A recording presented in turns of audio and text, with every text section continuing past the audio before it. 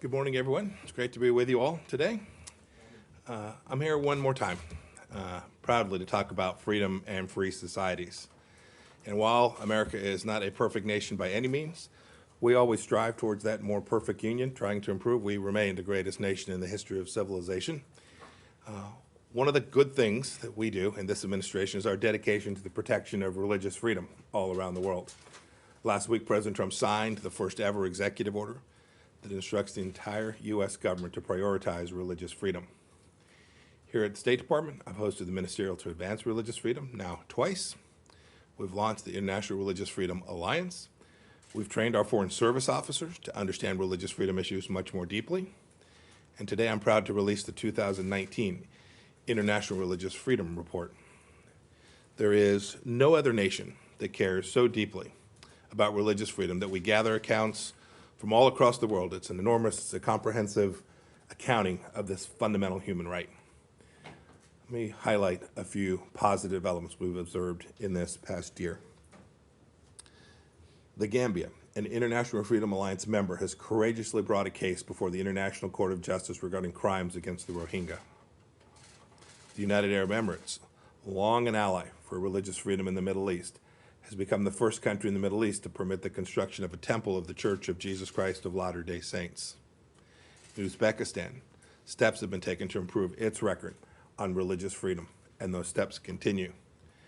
I had a great chat with religious leaders when I was there earlier this year. We documented no police raids of unrestricted religious group meetings during 2019, compared with 114 such raids in 2018 and 240 the year before that. These are great strides, real progress. The efforts of our State Department team are bearing fruit. But there's also a great darkness over parts of the world where people of faith are persecuted or denied the right to worship.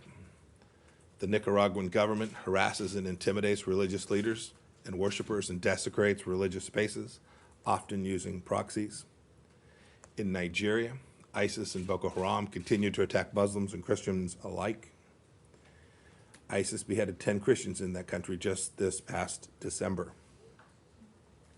And in China, state-sponsored repression against all religions continues to intensify.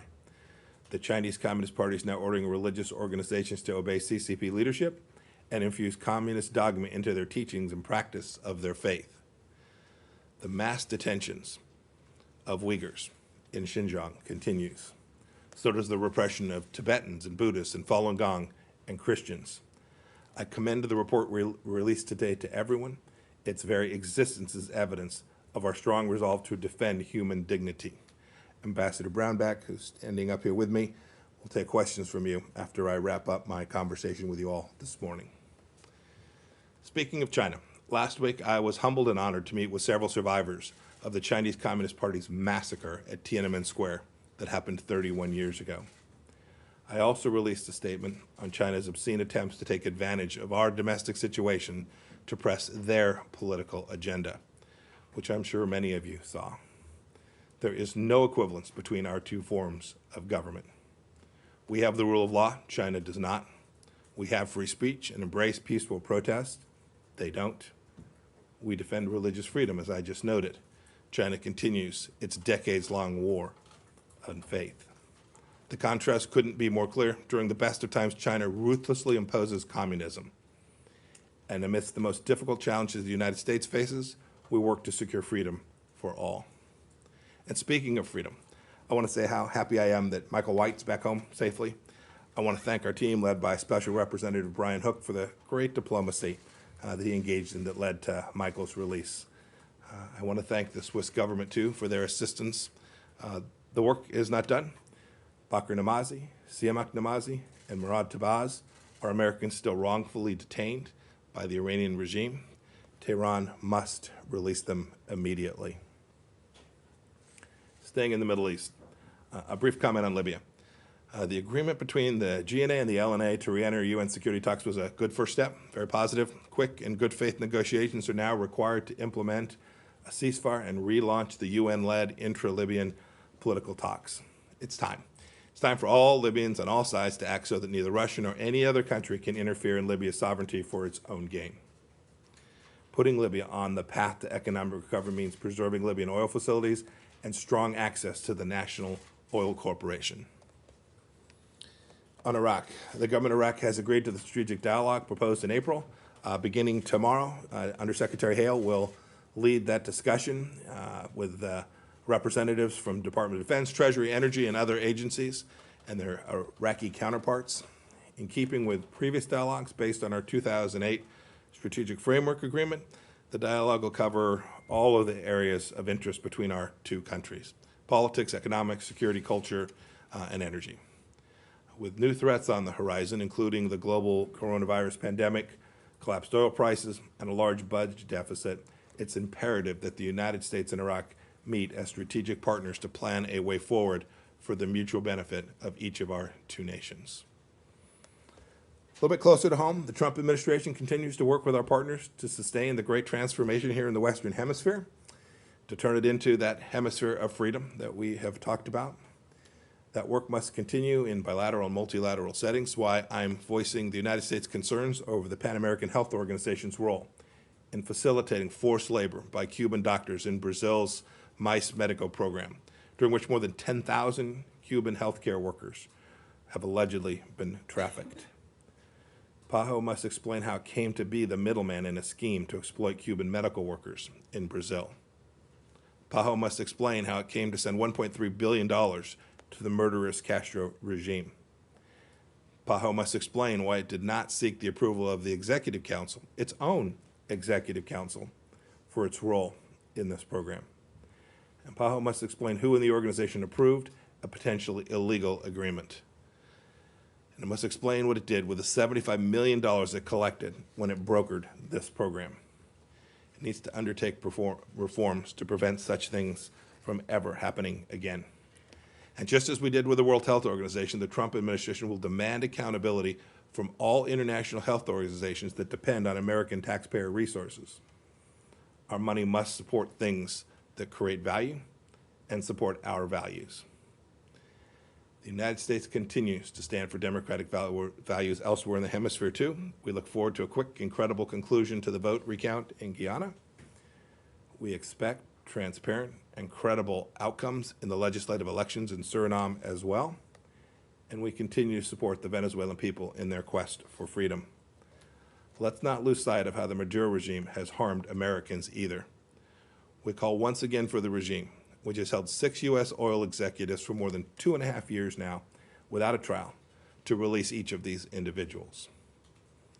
We also call on Russia to do the same for Paul Whelan, who needs to be released now. Rest assured, Ambassador Sullivan and his team will keep fighting for Paul. The United States will also keep our focus on Moscow's other human rights violations. Since 2015, Russia has conscripted thousands of Crimean men into its armed forces and imposed criminal penalties on those who do not comply.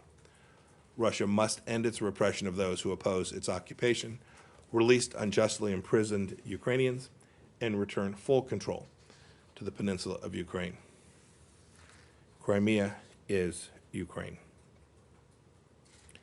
In brighter news, on the other side of the Atlantic, our consulate in Nuuk, Greenland, formally begins operations today. I'm excited about that. It took a lot of work, and it's good news. It's the culmination of the administration's efforts to strengthen our engagement in the Arctic region, and a big thanks to Ambassador Carla Sands and her team in Copenhagen for help making this happen. We're grateful for the solid cooperations we've seen from Greenland and Denmark in making this day arrive. I was supposed to make a trip last year to announce this news, and I'm still hoping that I can make it up that way north. I know you'll all want to come along with me on that trip. One more item from Europe. I also welcome Albania's cross-party agreement on electoral reform, which will strengthen its democracy and further solidify Albania's European future. We encourage all stakeholders to codify this political agreement. On to Africa. The United States welcomes Congo's arrest of Trésor Maputo Kankonde, who is accused of involvement in the 2017 murder of UN experts Michael Sharp and Zeta Catalan. Finding and apprehending him is an important step forward for the rule of law in the DRC and justice for the murder of an American citizen. More good news. We want to congratulate France on its announcements of operations that killed in northern Mali, Abdelmalek Drukdal, the leader of al-Qaeda in the Islamic Maghreb. This is a big victory. We've taken another senior al-Qaeda leader off the battlefield, a terrorist threat who has presented risk all across the globe. And I want to mention briefly, too, an upcoming meeting General Secretary Xi is having with leaders in Africa on COVID-19. We've taken note of the very modest financial donations that China and so-called private Chinese entities have dispersed in Africa. China's contributions to fighting the pandemic are paltry compared to the financial and human costs of the cover-up that it engendered. And I note, too, our concern that China will exploit the pandemic as a pretext to continue its opaque lending practices that have led nations to debt and disappointment all throughout Africa. The United States has done and will continue to do enormous good work in Africa. PEPFAR has saved millions of African lives, and the U.S. is sustaining multiple programs in Africa to fight the COVID-19 pandemic. We'll continue this remarkable humanitarian work as a reliable, transparent, and steadfast partner to our many African friends. And finally, I have an announcement regarding America's unyielding pledge of help for countries and people afflicted by a pandemic. First, I want to announce $14 million in new humanitarian assistance for refugees and vulnerable migrants. Second, President Trump is proud to help supply ventilators to countries all around the world. Today, we're providing nearly $180 million to support the purchase of those ventilators, as well as the training and support needed for these complex machines. So far, we've committed to deliver nearly 15,000 ventilators to more than 60 countries. I'm happy with that to take a handful of questions. Welcome back, Sean. Go ahead. Thank you. Sean, there you are. Sean, yes, sir. Actually, I wanted to ask you about events in this country over the past week, the killing of George Floyd. And so you commented on Twitter about this, and you've criticized China and Iran over their response, how you say they're exploiting it. But what is the message from the State Department? What is the message the United States projects to the world about this? When we have greater attention to the racial disparities here in the United States, when you've seen the use of force in Lafayette Park, what message can the United States have? Is it still in position to raise morally these issues like the ones we hear today about religious freedom? And the State Department itself, is there any more focus that you think should be done in terms of diversity in the State Department? Yes. Well, I'll take your second question first. Since the day I arrived here, we've been very focused to make sure we brought every talent to bear all across the State Department, a diverse set of people working from all across the country, of every race, of every nature, of every political persuasion, to bring them here to execute America's diplomatic mission. I'm really proud of the work we've done to make sure we have the right team, a diverse team here on the field.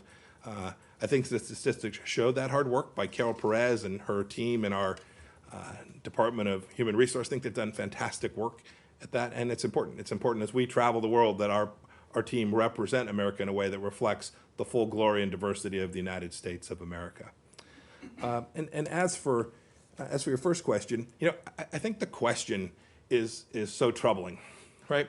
Because you ask the question assuming there is a moral equivalency between what takes place in these countries where they repress their people and they bludgeon their people and they burn down their religious facilities and they deny journalists, you all, the chance to ask a question of a Secretary of State, just like the question you had the opportunity to ask me today and demand that we provide responses to you and hold us accountable.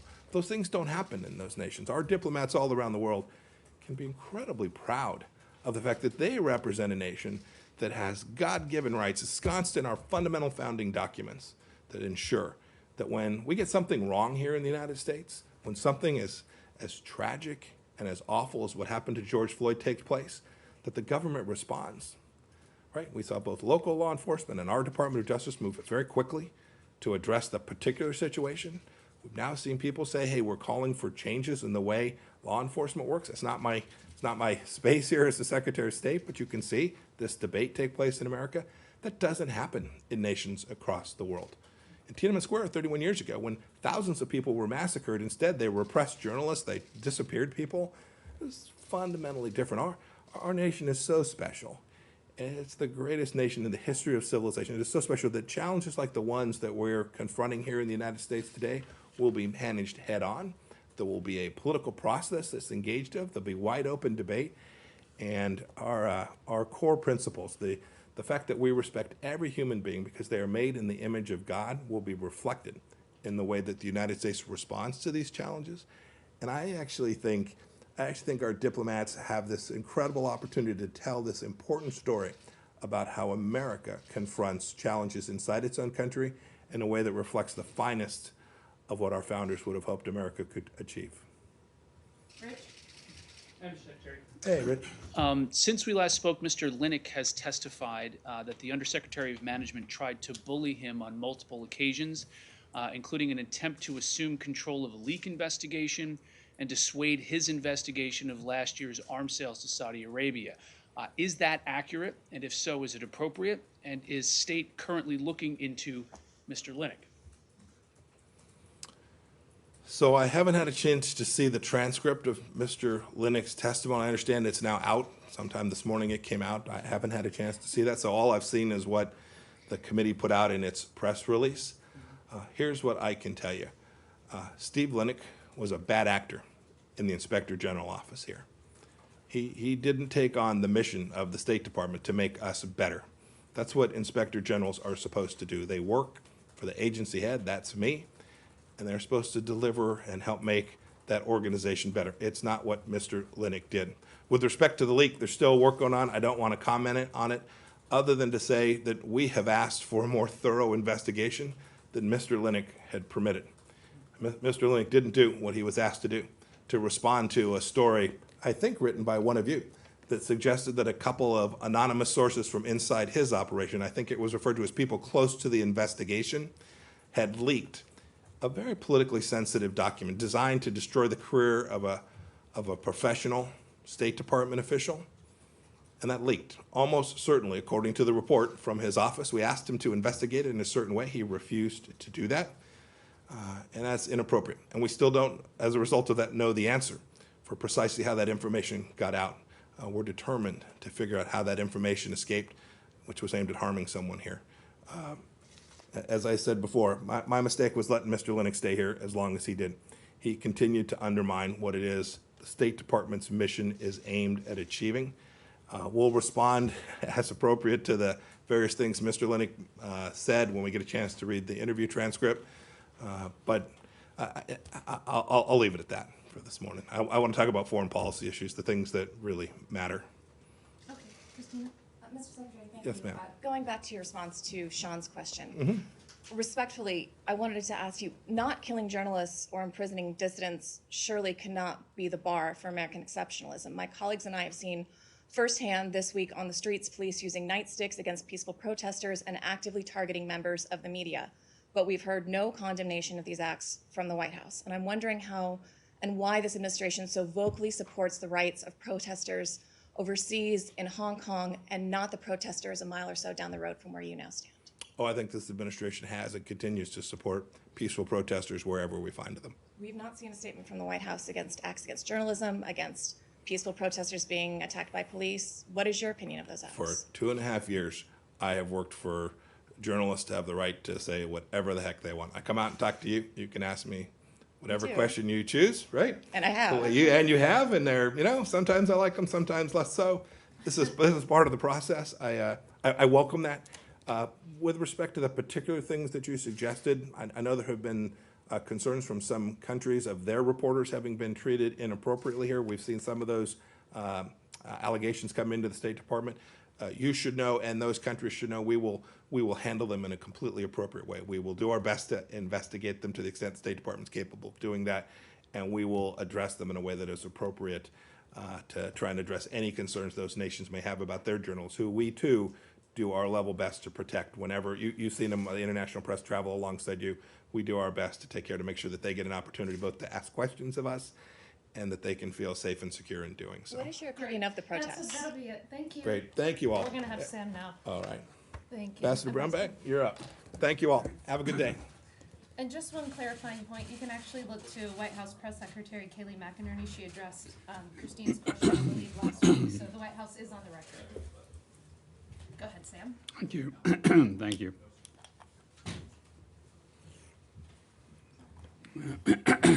Well, thank you all for being here today. Thanks, Secretary Pompeo.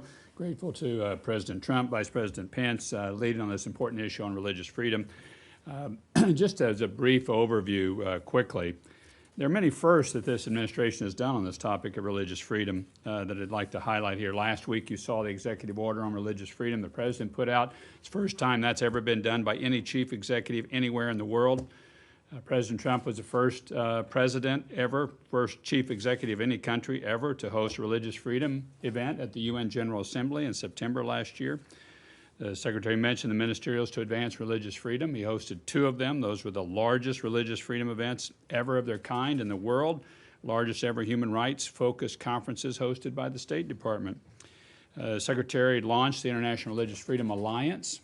He was the first ever U.S. Secretary of State to organize an international coalition at a national leadership level to push the issue of religious freedom forward around the world. Last year, we launched the Abrahamic Faith Initiative to push for peace between Muslims, Christians, and Jews by engaging in the cause key theologians of each of the faith. The Trump administration has done and continues to do more than any other administration to protect and promote religious freedom for all faith groups or for people of no faith at all. Today, Pastor Andrew Brunson has been reunited with his family. The world has taken notice of PRC government's human rights abuses and is beginning to speak out. Asia Bibi has been free for more than a year, and due to recent improvements, both Sudan and Uzbekistan have been removed from the list of countries of particular concern. Major accomplishments and major things happening. Since the emergence of the COVID pandemic, we've seen Burma drop its charges and release more than 1,000 Rohingya from jail. Iran furloughed a few of the dozens of unjustly detained members of religious minorities. The administration has answered the call to fight for people of all faiths everywhere at all time. It's been a very fulfilling job for me, working with the incredible staff and pushing for religious freedom in every corner of the globe. Yet the state of religious freedom remains far from perfect and very troubling. In many places of the world, individuals have become more familiar with religious oppression than religious freedom. And that's this report we put forward today, the 2019 International Religious Freedom Report, Religious Freedom Report that's put out today. Faith groups in China are among those suffering greatly on account of their beliefs. In Iran, 109 members of minority religious groups remain in prison for simply being religious minority practitioners. And last year, the government executed a number of individuals on charges of enmity against God. In Nigeria, conflicts and carnage continue between predominantly Muslim Fulani herdsmen and predominantly Christian farmers in north central states. So our work is clearly cut out for us. We must continue to build partnerships and alliances with nations who share our commitment to advance religious freedom around the world, and we must continue our efforts to stop bad actors. And we must also continue to expand our capacity. The importance of advancing religious freedom cannot be overstated. It must extend to all areas of our foreign policy. And that's why President Trump announced a new executive order last week, as I mentioned, which prioritizes international religious freedom in the planning and implementation of United States foreign policy and in the foreign assistance programs. We will continue to press forward our commitment to promote religious freedom for all. And that's what we have done. That's what we will continue to do. And the Secretary has been outstanding in leading this effort, as has the President and the Vice President. And I think you'll see more to come. Be happy to take questions if you I'm trying might to get have. for everyone who hasn't had a chance yet, so start with Nick. Ambassador Nick, your friend, PBS NewsHour, thank you for doing this. I wanted to ask about China and Xinjiang and what you're seeing. China's obviously long said that the Uyghurs, Muslim Uyghurs who have been imprisoned or detained in Xinjiang have been released. So do you have any evidence that any Uyghurs have been released from these detention camps during the coronavirus? And have you seen evidence that independent researchers have found, which is that some of these detainees ended up working in factories, including factories who make products for Western companies? Thanks. We have no evidence that they've been released. And even if they were released, they're released into a virtual police state that China has created, that Chen Guangguo, the chair of the Communist Party in Xinjiang, who was the chair in Tibet, has created, and he's been well funded. to create this. These are facts that we do know. We do know that a number of workers have been put into forced labor facilities now in Xinjiang, and even Commerce Department now has sanctioned several of the companies and saying these products are produced by forced labor and they cannot be received into the U.S. marketplace. It is a horrific situation, and our big concern here is that this is the future of what oppression is going to look like, is what it looks like for the Uyghurs when they get out of the prison camps. It's going to be cameras and identification. It's going to be social credit systems. It's going to be oppression, particularly if you want to practice your faith. In many of these places, you're fine if you want to do anything. You want to get an education, fine. You want to work, fine. Anything. But if you want to practice your faith, it's a no-go. And if you do, there will be consequences for you and anybody else that pings you on your cell phone. These are the things that is the virtual police state that we're very concerned about it being the future of beyond Xinjiang. And on those forced labor facilities, as you called them, any evidence that these are factories that make products for the West? Well, I'd refer specifically to what Commerce Department has done on the entities list where they blocked these products coming in and go off of what their records have produced. But this is the information, the anecdotal evidence information we're getting from people that testify, that have relatives or they themselves have been in these facilities. Saeed, go ahead. Thank you, Morgan. Thank you, sir. Are you concerned that many of the authoritarian regimes, especially in the Arab world, are taking advantage of the COVID-19 spread issue and lockdown to basically restrict religious freedoms and go after a lot of, practicing people and so on? Are you concerned about that? That they are continuing to do that, keeping mosques off limit and things like that nature? Absolutely. Here's the big concern on the COVID crisis from my perspective and the space that I'm in. Number one is that you're subjecting people that are prisoners of conscience to a pandemic, then they should be released. They shouldn't be in prison in the first place. These are prisoners of conscience. They're in because they're simply peacefully practicing their faith, and they shouldn't be in prison and subjected to it in the first place. Number two, we're very concerned that in the future, you're going to see a number of governments that see an advantage here, a chance, okay, we shut down all these religious institutions. We're going to keep them shut down after the COVID crisis passes because we don't like these religious institutions operating freely in the first place. And that's a deep concern that I've raised to our alliance allies and others on the religious freedom space. We don't want to see the leftover of this impact the closing of these religious institutions. Having said that, I'm very appreciative of religious leaders and their cooperation with health officials around the world to really push back against congregations coming together during the COVID crisis. You saw COVID happen during the Easter period, you saw it happen during Passover, you saw it happen during Ramadan. Three of the major kind of religious events of the year for three major religions, and all of the, not everybody, but almost all of the major religious leaders said, don't come together, don't congregate for the first time in 1,000 years because we don't want to see the spread of this. And I thought the religious leaders, by and large, were very responsive during this COVID crisis, and I think it helped enormously. And they're going to be a big part of the future, too. Thank you. Thank you for doing this. Two questions. With regard to the report this year versus the report last year, which country has fallen behind, taken steps backwards the most in terms of religious freedom? And then the second one, you were just talking about religious institutions maybe staying shut down as a result of coronavirus. Can you point us to a few countries where you guys are looking at that so that we can continue to keep tabs on it? Thank you. Good questions and pretty hard to answer, really. And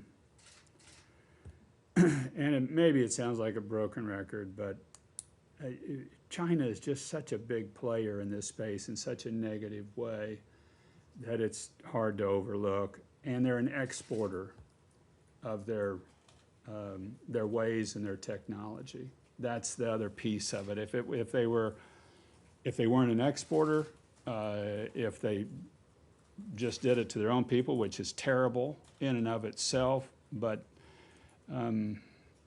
that's one you just can't really take your eyes off of. I'm deeply concerned about what's happening in Nigeria because of the escalation of the violence and the carnage and the lack of response, effective response by the government. We really need the Nigerian government to step up and act much more effectively in their space.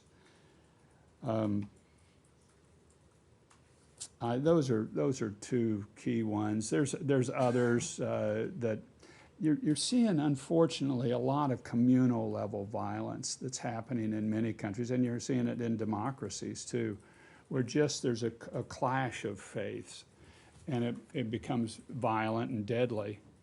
And to me, on a long-term basis, that's the piece I get most concerned. One of the pieces I get concerned about, because the world gets more and more closer, other than during COVID we haven't, but just it's more and more integrated. So you're getting these religions touch up against each other a lot more. And unless we can put forward the use of religion for peace and not for war and division, you're going to have a lot more of these conflicts happen. And that's why this Abrahamic Faith Initiative and others that we're working on to try to, when we did that in the Balkans even, we put forward a conference working with Albania and others of the use of religion for peace, where in the Balkans it's often been used for war. And that's what we want. Michelle. Ambassador, thank you for doing this. What are the main points that you registered or noticed on the Middle East in this report? In the Middle East, both progress and hope, and yet continued difficulty. Honestly, UAE,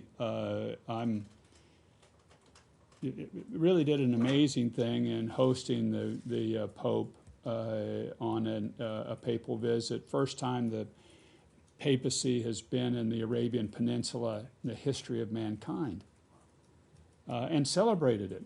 The UAE government did as an open statement, and you heard the secretary say they opened a church to LDS, and amazing.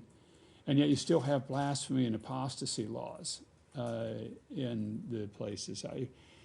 Saudi Arabia has continued to be a country of particular concern, and they still are the only nation in the world without a single church. And you're going, really? You used to have churches there. There are historical churches that are there. So I meet with a lot of, prior to the pandemic, I meet with a lot of Middle East leaders. And they're thinking much more along this line because their children were raised on the internet like most of the places around the world, again, other than China that has a firewall.